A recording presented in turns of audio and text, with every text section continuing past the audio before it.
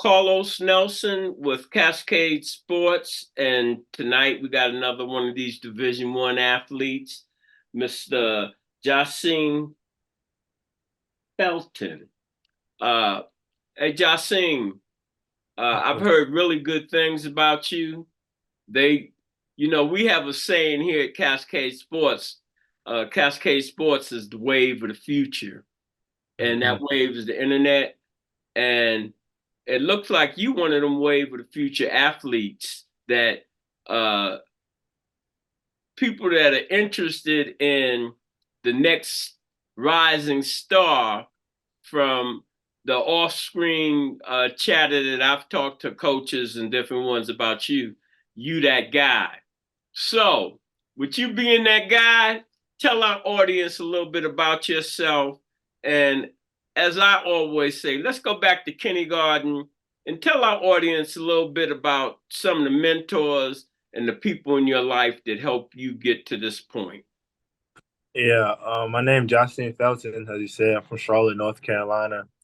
I've been playing basketball since I was 4 or 5 years old. My dad put a ball in my hand. He says once I came out the womb, he put a ball in my hand. So just having that experience when I was younger always helped me out. Some mentors I have in my life, definitely my mom and dad. The dedication and time they put in to help me and still keep me in it's amazing. There's a lot they do behind the scenes that people don't know about that really helps me out. So just having them, that's really my biggest mentors. And then there's a training group called Eat Academy. I've been with them since I was young.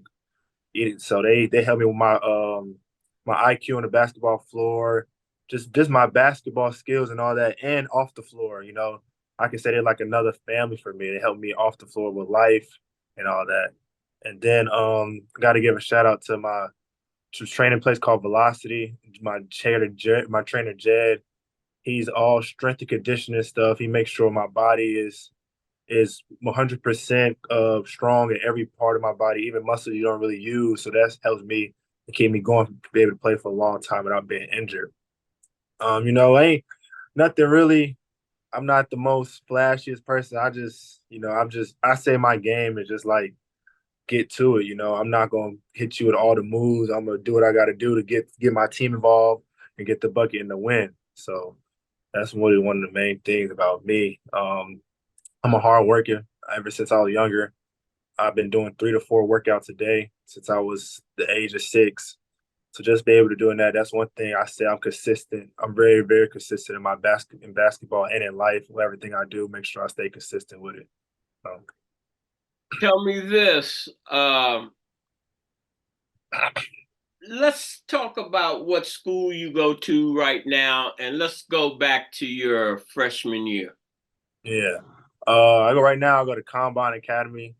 We're ranked as the number 19 team in the country on ESPN, so that's really big. Out of Lincolnton, North Carolina, but a lot of kids from Charlotte and other places in North Carolina. So Uh, let's go back to your freshman year. Run your freshman year down to the audience. What was that like? my freshman year, I say was very different. COVID hit. That was a big time. COVID had just hit. I just got finished playing eighth grade, playing varsity as an eighth grader. So making that adjustment going on to high school while COVID year was going on was different. But I feel like I handled it well.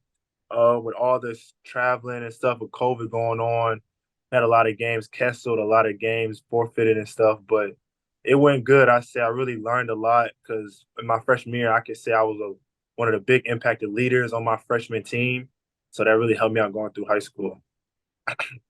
Uh, you you came in starting that combine. Yes, sir. What what does that feel like to know you the young gun on the block and you come in and you starting? What Um, mentally? What was that like for you? I came in the combine my senior year. So coming in still coming in as a new player, it was I was used to it. I just know I trust my ability and trust my work in my game. So just bringing my knowledge to the team and the coaching staff, it wasn't really nothing I had to really be pressed about. I just know what I can bring to the team and help them out to win. So Tell me this on a 1 to 10, what kind of handles you got, son? I give myself a 10. Hey, come on, man! Don't play with my I'm audience serious. like I'm that. serious. I'm serious. I'm you serious. I'm you roll. serious. Oh, hey, you rolling like that? Yeah, that's one thing. I feel like it's a bigger guard, a big point guard. I'm 6'5", so I have to have a tight handle with the little guards and stuff all on me. So You got a crossover 1 to 10. 1 to 10, I give myself crossover ain't really my. It's a move I use. But I give it like an 8. That's not the move What's I your use. move? Mine is the between cross. I always got that's my move. Come to between cross. That's my move right there. Where you like to I when I tell people post up on the court, a lot of them, I told you I'm a Big East man, Mhm. and they like, Mr. Nelson, they don't post up no more. I'm like, Yeah, they still post up a little bit back east, baby. yeah, yeah, Where yeah. you like to set up on the court? Uh, really Your any. I spot, baby. really anywhere. I feel like I can score from anywhere, but my main spot is definitely that mid range area. I feel like that's a hidden gem in a basketball world right now that I feel like I'm getting better and better at. So definitely that mid range area, and in the mid range area. You got a 3-pointer? Yes, sir. No, I got to. All right. Uh, Describe your game a little bit. I usually just give people two two choices. Are you silky smooth or are you rough and ready? And you could be a Oh, combination. yeah. I say on both. Definitely on the perimeter, it's a little silky smooth and stuff. But once I get in the paint, I can bang with the bigs and Oh, the guards and baby, stuff. that's So what I'm talking about. So you going hard in the paint? yeah, yes, sir, yes, Yeah, sir. bro, be like Conan the Barbarian. I'm not taking no prisoners. Yes, Get out sir. the way before I jam this thing in your face. Yes, sir. Definitely, most definitely. Yeah, so how are you gelling with your teammates? Oh, gelling, we've been gelling very well. That's like my brother. We had the stuff we've been through. We have over, I say we played over 28, 29 games this year, traveling from state to state, hotel to hotel. So, we like brothers at this point. We know everything. We know little things that make each other take each other off, break each other up back. So just little stuff like that. They're my brothers for real. So why did you choose Seton Hall? I chose I chose Seton Hall because once the coaching staff, once first time me first talking to the coaching staff, it just felt like home. Like the way they talk, the way they keep things real, just reminded me of my mom and dad. So that's one thing I'm big on. Not don't sugarcoat anything. Say what you really mean, and if I understand it, I really appreciate it and I use it. So just once I met them, I just felt like it was home. Then I went on a visit up there to Seton Hall, and the whole atmosphere and environment of the campus was just felt like home. From the teachers to the students, even to the basketball team. They just treated me like I was already on campus. And Coach Shy, if you know Big East basketball, Seton Hall, Coach Shy is like he's one of them guards people know about. So just Oh being yeah, able to I know yeah, about him. yeah. So just being able to be around him and learn from him, he's one of the best point guards to come out of college. Just being around him, I know that could just makes my game even better. What other colleges were you looking at when you made your final decision? I had FIU, Duquesne, I had Wake Forest, Tennessee, and a couple more. But Seton Hall, they just closed the deal on you. Yeah, Cedar Hall just felt like you always get that feeling when you feel something's right, and from the jump, I feel like that was just the right feeling. So You like being up in the big city, baby boy. yeah, I know. Don't Yeah, get I got fam. Actually, I got family up there. I got family up in Trenton, New Jersey. So that's close to Philly and New York and Oh, stuff. hey, So hey, bro. I used to go up to Trenton all the time. I went to Central State University in mhm. Wilberforce, Ohio. I ran track for them. But when I came out, I had scholarships at Brown and Syracuse. But in the 60s, the campuses weren't like that for blacks per se. Yeah, And my grade point wasn't right. But you going to Seton Hall, that's a big step. Yes, sir. And uh that's a big stage to be on. Yes, sir. So uh who was the biggest influence on your, you said your parents. Tell our audience about who your parents are, their names. My people knows Yeah. So my dad named Michael Felton. He's from Trenton, New Jersey, and my mom is Crescent Felton. She's from Milwaukee, Wisconsin. So, my dad was he was known in Trenton, New Jersey for baseball. He played baseball when he was younger. So that people don't know, fun fact, baseball was my first sport. So I grew it. up playing baseball. Oh, So so you a dual athlete. yeah, I grew up playing shortstop, third, and first base. So that was my first sport. What was it like playing for the combine versus the traditional high schools? What is that like? It's like when a lot of the talented kids in the nation, they go to these little private schools per se, and it's really all about going to the NBA. It's, for the most part, they got other things that you're doing, but what was the transition?